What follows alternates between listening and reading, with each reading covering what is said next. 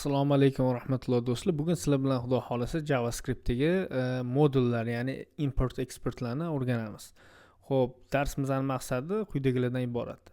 Xo'p, React va boshqa zamonaviy JavaScript kutubxonalarida, masalan, modullar juda muhim rol o'ynaydi. Bu darsda biz import export nima ekanligini, qanaqa qilib ishlatish kerakligini, qayerda ishlatish kerakligini sodda qilib tushunib olishga harakat qilamiz. Xo'p, o'zi modullar o'zi nima bu? Modullar nima va nima uchun kerak? Modullar bu katta kodlarni kichik qismlarga bo'lib ishlatishga yordam beradigan JavaScriptda ajralmaydigan bitta qismi hisoblanadi. Xo'p, modullarning yordamida siz yozgan kodlaringizni toza va tartibli saqlasangiz bo'ladi. Kodlarni qayta ishlatsangiz bo'ladi. Katta loyihalarda sizga yaxshigina struktura beradi bu. Xo'p, eski usullarda biz qanaqa qilardik? Ya'ni script tag orqali ulab ishlatardik. Bu juda murakkab va qiyin usul hisoblanadi. Hozirda bizda ECMAScriptdagi modullar, ya'ni ESM orqali import export qilishimiz juda oson bo'lgan. Xo'p, nima qilishimiz mumkin? Exportda qachon ishlatamiz? Importda qachon ishlatamiz? Birinchi o'rinda biz nomlangan exportni o'rganishimiz kerak.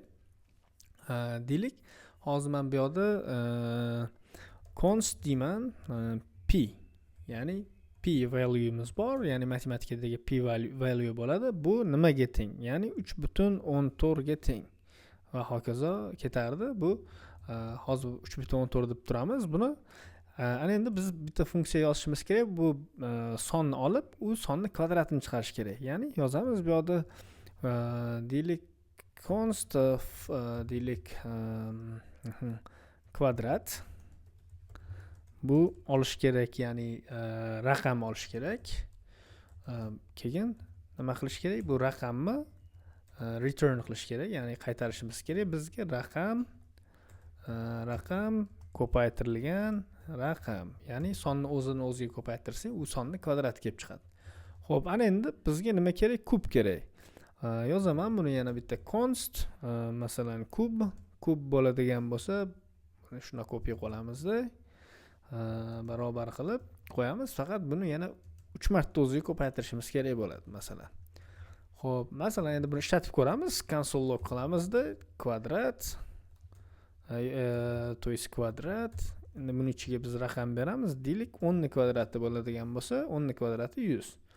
Ana endi buni copy paste qilib kub deymiz. Kub. Masalan 3 kubi bo'ladigan bo'lsa, bu necha bo'ladi? Saqlanib qiladigan bo'lsa 27. Xo'p, funksiyamiz ishlayapti. Endi aytmoqchi bo'lganim, sizlarda ko'p fayllar bo'ladi. O'sha fayllarning ichiga har safar yozishimiz kerak bo'ladi. Masalan, deylik bu yerda yangi fayl sozdать qilaman-da. Masalan, second deymiz. Second, masalan, js. Xo'p, bu yerda men buni yana kopiya qilib ishlatishim kerak. Agar modul import exportlarni ishlatmasam.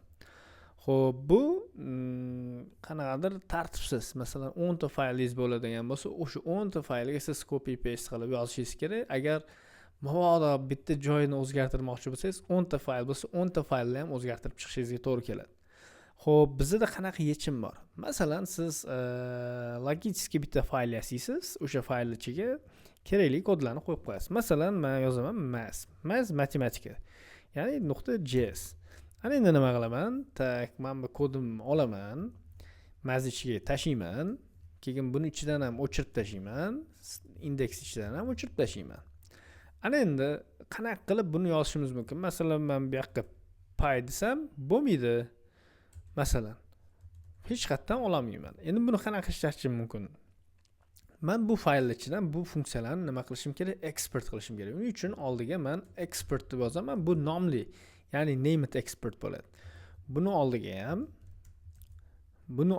ham export so'zini qo'shib qo'yaman. Keyin bu yerdan s olib tashlaymiz. S qo'shilib qolibdi. Ana endi indeks ichiga kirib nima qilamiz? Indeks ichida biz bu funksiyalarni qanaqa qilib ishlatamiz? Uning uchun men yozishim kerak bo'ladi. Bu yoqqa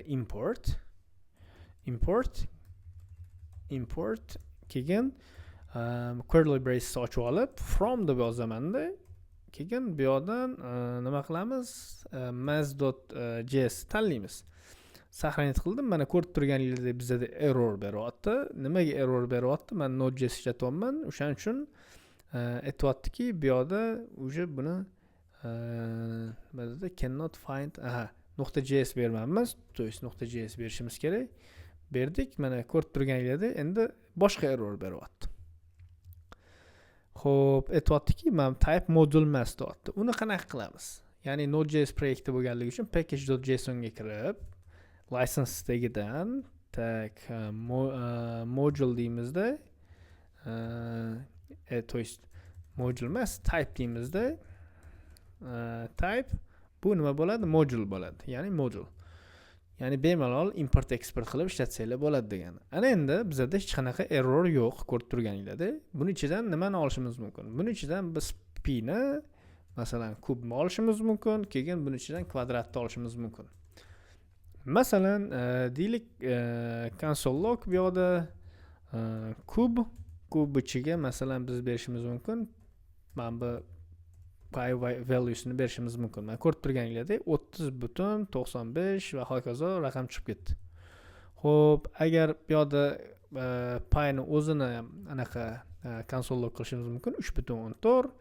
Keyin bunga masalan biz 10 berishimiz mumkin. Bu 1000 chiqdi. Keyin buni oti nima? Bu yerga kvadratni ham ishlatishimiz mumkin. Kvadrat bersak, bu yerda 100 chiqadi. Mana ko'rib turganingizdek, biz nima ish qildik? Hozir shunday maz degan fayl ochib, uning ichiga kerakli funksiyalarimizni yozdik. Keyin buni eksport qildik. Keyin indeks ichida import qilib ishlatyapmiz hozir.